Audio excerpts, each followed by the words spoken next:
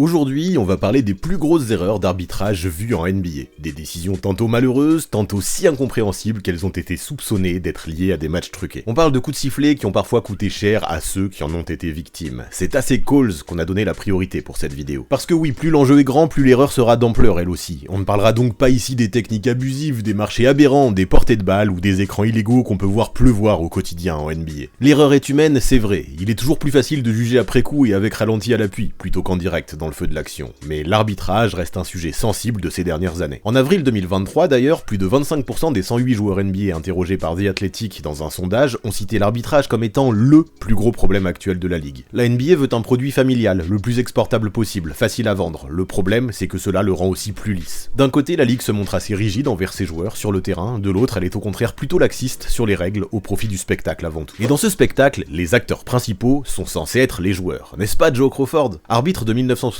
à 2016, le personnage fantasque est à l'origine de quelques dingueries au sifflet, comme en 2005 durant les finales de conférence Est entre Miami et Détroit. On est dans les 20 dernières secondes du Game 7, Détroit mène 82 à 79 et Damon Jones se retrouve coincé dans le corner en transition face à Chauncey Billups, qui lui met bien la pression. Joey Crawford arrive trop vite sur l'action, il bouscule Jones qui bascule en sortie. Ni une ni deux, l'arbitre dégaine son sifflet et siffle une faute à Billups, offrant 2 lancers à Jones pour tenter de recoller à un point. Au final, Jones n'en a rentré qu'un et Billups puis Prince ont assuré les lancers de la victoire derrière pour Détroit. Ouf. Et puis on va parler de lui aussi lors du premier tour des playoffs 2010 entre Portland et Phoenix. Les Suns mènent 65 à 58 en fin de troisième quart-temps dans le Game 5, quand une faute est sifflée sur Steve Nash, sauf que personne n'a touché le Canadien. On pense alors à une possible faute loin du ballon de Brandon Roy, mais non, il n'y a rien, et la faute est attribuée à Marcus Camby, sa 4e. Steve Nash, lui-même surpris, est prié d'aller sur la ligne pour 2 tirs. Phoenix l'a finalement emporté 107 à 88 et pris le contrôle de la série 3-2, qu'elle a ensuite gagné 4-2. Et puis pour en finir avec Crawford, il y a évidemment cette légendaire exclusion de Tim Duncan contre les Mavericks le 16 avril 2007 pour avoir ri sur le banc. Pour cet excès de zèle, il avait récolté une suspension pour le reste de la saison, playoff compris. Autre showman bien connu, Vince Carter. En janvier 2006, il retrouvait son pote et ancien coéquipier Maurice Peterson, à l'occasion d'un Raptors Nets. D'humeur taquine sur une remise en jeu à l'opposé alors que Toronto menait 51 à 47, Carter a envoyé une belle baffe à Peterson, son vis-à-vis, qui lui a rendu dans la foulée. Sauf que l'arbitre, Steve Javie, n'a vu que la deuxième, et ne s'est pas du tout rendu compte de la nature amicale de l'échange. Peterson s'est donc retrouvé éjecté pour une deuxième faute technique alors qu'il n'avait fait que répondre à Carter, et que ce n'était donc même pas une embrouille entre les deux joueurs. Petite anecdote, Carter a ensuite planté le 3 points de la win juste avant le buzzer. 4 ans plus tôt, en 2002, Game 6 des finales de conférence Ouest entre les Kings et les Lakers.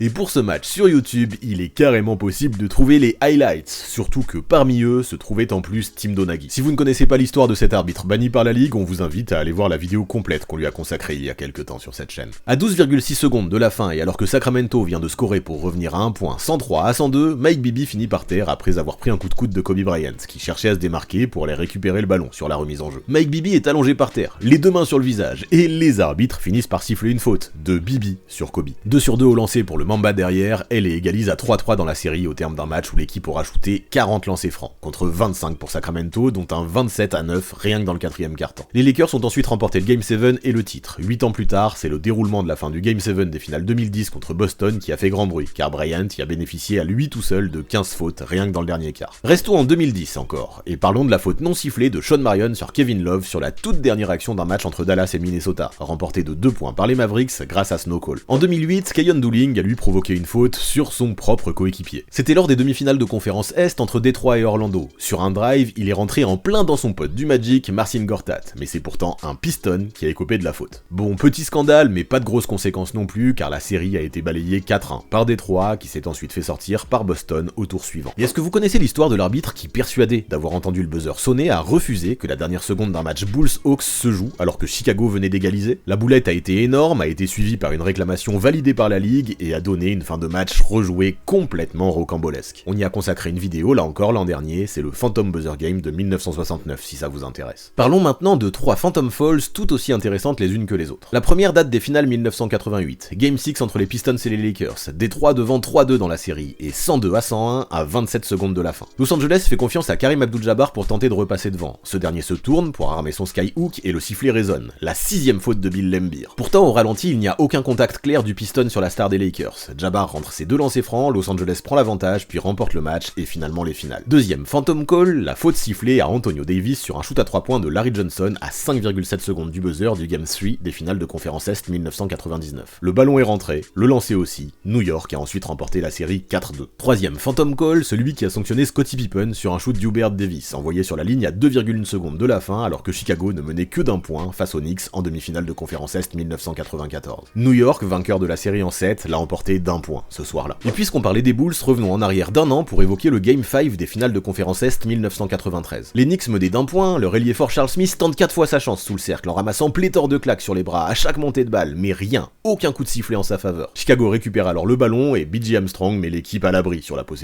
suivante. Futurs champions, les Bulls ont ensuite remporté la série 4-2. Si vous avez regardé The Last Dance, vous n'avez pas pu passer à côté. Le game winner de Reggie Miller contre les Bulls lors des finales de conférence Est 1998 pour égaliser à 2 partout dans la série. Le problème sur cette action, c'est que si Miller s'est retrouvé si ouvert à 3 points sur l'aile dans les dernières secondes, c'est parce qu'il s'est débarrassé de Michael Jordan en le poussant à 2 mains avant de réceptionner la balle. Bon, ça n'a pas empêché Chicago de gagner la série 4-3, mais quand même. Finale 2006 maintenant, Game 6, 26 secondes à jouer, Miami est devant d'1 point, 91-90. Dwayne Wade drive sur sa gauche devant un Dirk Nowitzki en tête de raquette, il lui envoie son bras droit en pleine poitrine, et c'est l'Allemand qui prend la faute. 2 sur 2 sur la ligne pour Wade derrière, plus 3 Miami. Perte de balle de Dallas ensuite, de nouveau lancé validé par Wade, une dernière tentative à 3 points de Jason Terry manquée dans les dernières secondes, et victoire du Heat qui gagne le titre, 4-2. Les demi-finales de conférence Ouest 2007 entre Suns et Spurs ont laissé des traces elles aussi. Déjà il y a eu le Game 3, arbitré entre autres par Tim Donaghy, et considéré comme l'un des pires matchs de ces playoffs point de vue coup de sifflet, jugé en faveur des Spurs par beaucoup d'observateurs. Et puis ensuite, le Game 4, Phoenix devant de 3 points à 20 secondes de la fin après un gros comeback, Robert Horry a éjecté Steve Nash du terrain d'un violent coup de hanche. Les Suns sont repartis avec la victoire, Horry a été suspendu pour 2 matchs, mais Amare Stoudemire et Boris Diaw des Suns aussi. Tous les deux pour un match, car ils avaient quitté le banc durant l'altercation ayant suivi la faute d'Horry sur Nash. Sans eux, l'équipe n'a scoré que 85 points dans le Game 5 et s'est inclinée de 3 points avant de perdre la série. L'erreur qui va suivre est-elle à peine croyable? Saison régulière 2018-2019, match entre les Rockets et les Warriors, est-ce que ça vous dit quelque chose? On est dans la dernière minute de la prolongation. Kevin Durant plonge pour sauver un ballon qui est ensuite remis à Steph Curry par Klay Thompson. Steph feinte Austin Rivers avant de planter un gros shoot à 2 points pour donner l'avantage aux Warriors, 134-132 à un peu plus de 20 secondes de la fin. Miraculeusement, aucun des 3 arbitres n'a vu que sur son sauvetage, Kevin Durant avait les 2 pieds en sortie pendant qu'il récupérait le ballon. Ça, on ne le verra qu'au moment du ralenti, après une possession complètement vendangée par James Harden. L'arrière des Rockets semblait même encore sous le choc du no-call dont il venait d'être témoin, et s'est vengé quelques secondes plus tard en plantant le game winner à 3 points dans la foulée. Mais encore aujourd'hui, on se demande comment les arbitres ont pu laisser passer une chose pareille. Les officiels s'étaient expliqués de la manière suivante. L'arbitre en chef a manqué le coup de sifflet car il était concentré sur la collision entre 2 joueurs près de la ligne, puis sur le ballon. Bien que la situation soit rare car ce n'est pas sa partie de terrain, l'arbitre du côté doit aider sur ce call. Quiconque a arbitré ou essayé d'arbitrer sait quel sentiment terrible on peut éprouver après avoir manqué ce genre de coup de sifflet. C'est comme rater un lay-up ouvert ou un lancer décisif. Nous savons que nous ne pouvons pas être parfaits, mais c'est le genre de calls qui nous empêche de dormir. Le Game 2 des demi-finales de conférence Ouest 2016 entre Spurs et Thunder a bien fait parler lui aussi. Après coup, la Ligue a admis 5 erreurs dans les 13 dernières secondes de la rencontre, dont un no-call sur un potentiel game winner de LaMarcus Aldridge dans les ultimes instants de la rencontre, ainsi qu'une faute offensive non sifflée de Dion Waiters sur Manu Ginobili sur la remise en jeu. Et parfois, une faute non sifflée peut finalement tourner en faveur de l'équipe lésée. Ça a été le cas lors des demi-finales de conférence Ouest 2009, entre Denver et Dallas. Les Mavs, déjà menés 2-0 dans la série à ce moment-là, ont fait faute sur Carmelo Anthony dans les dernières secondes, mais il n'y a pas eu de coup de sifflet. Melo s'est levé et a rentré le 3 points de la victoire juste avant le buzzer. Son équipe menait 94-91 à la fin du Game 6 du premier tour 2018 entre OKC et Utah, Paul George a feinté, puis tenté un 3 points pour égaliser face à Rudy Gobert. Le Français a mordu à la feinte et lui est retombé dessus, mais aucun coup de sifflet n'a été donné, laissant le Jazz filer vers la victoire malgré cette faute vraiment visible. Enfin, pour le plaisir, on va quand même se regarder cette reprise de dribble d'Amir Johnson, car elle était simplement extraordinaire, et légale apparemment. Pensez aussi pour le marché non sifflé à Kawhi avant d'assassiner les Sixers au buzzer en 2019, ou pour le game winner de Giannis Antetokounmpo contre les Knicks au Madison Square Garden en 2017, malgré sa violation des 5 secondes autorisées de haut panier. Nick Young aussi était passé entre les mailles du filet sur un buzzer à 3 points sans poser un dribble en 2016. Parfois, les litiges se créent également autour des goaltendings non sifflés, comme pour Kendrick Perkins en playoff 2011. Dernièrement, on a aussi en tête la fameuse faute non sifflée de Jason Tatum sur LeBron James l'année dernière à Boston. Comme quoi, il faut s'y faire, les erreurs d'arbitrage font bel et bien partie intégrante du basket et de la NBA.